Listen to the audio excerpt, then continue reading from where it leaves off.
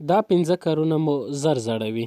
ځینې خلک چې خپل ورځني کارونه ترسره کوي د دوی د زړښت سبب ګرځي. مخکې له دې چې ویډیو شروع کړو یوه وړه غوښتنه درڅخه کوو، که تر اوسه مو زموږ چینل نه وي سبسکرایب، د ویډیو لاندې سور د سبسکرایب نشان ووهئ، په خوا کې د بیل یا ګنټې نشان باندې کلیک وکړئ، بیا په آل باندې کلیک وکړئ او دا ویډیو در سره شیر کړئ. اول، د زیات وخت لپاره د تلویزیون کتل. که چیرې د زیات وخت لپاره تلویزیون کاروئ یا موبایل کاروئ او یا کمپیوټر کاروئ، نو دا د ملا درد سبب ګرځي چې د ملا د درد د وخت څخه مخکې د زوړوالی رامنځته کوي. څېړنې دا وایي چې د 1 ساعت د تلویزیون لیدل د 22 دقیقې عمر کموي.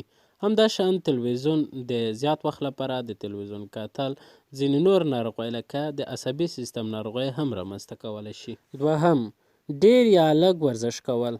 څېړنې دا وایي که چیرې یو څوک د بې حده زیات ورزش کوي، دا د هډوکو ناروغۍ پیدا کوي چې هډوکي کمزوري کیږي چې په دې سره د هډوکو درد پیدا کیږي. څېړنې دا وایي چې غیر منظم ورزش کول، لږ یا زیات ورزش کول د مو وزن زیاتوي، همداشان د زړه ناروغۍ رامنځته کوي، همداراز د عمر په کموالي او زړښت باندې زیات تاثیر لري. دریم، زیاته موسیقي اوریدل. څېړنې دا وایي که چیرې یو څوک زیاته موسیقي اوري، یعنې په ورځ کې د 1 ساعت څخه زیاته موسیقي اوري، نو دا د هیډفون یا د ګوشکۍ څخه دوی ګټه اخلي.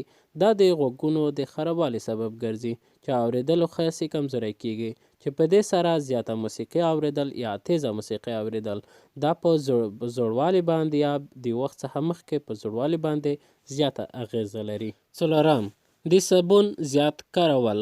که چیرې تاسو فکر کوئ چې صابون مو مخ ښایسته کوي، مخ یا څیره پوستکی مو ښکلی کوي، پوستکی مو نرموي، دا غلطه ده، ځکه ستاسو پوستکی یو ډول غوړ مواد لري چې دا غوړ مواد د سیبوم په نامه یادیږي. کله چې دا د پوستکي په واسطه تولیدیږي، پوستکی غوړ نرم ساتي. که چیرې تاسو د صابون څخه زیاته استفاده کوئ، نو په دې سره د پوستکي دا غوړ مواد له منځه وړل کیږي چې پوستکی وچیږي. کله چې پوستکی وچ شي، نو د پوستکي په وچ سره نو په زر زړښت رامنځته کیږي. صابون زیاته کارونه په زر زوړوالي کې ډېر رول لري.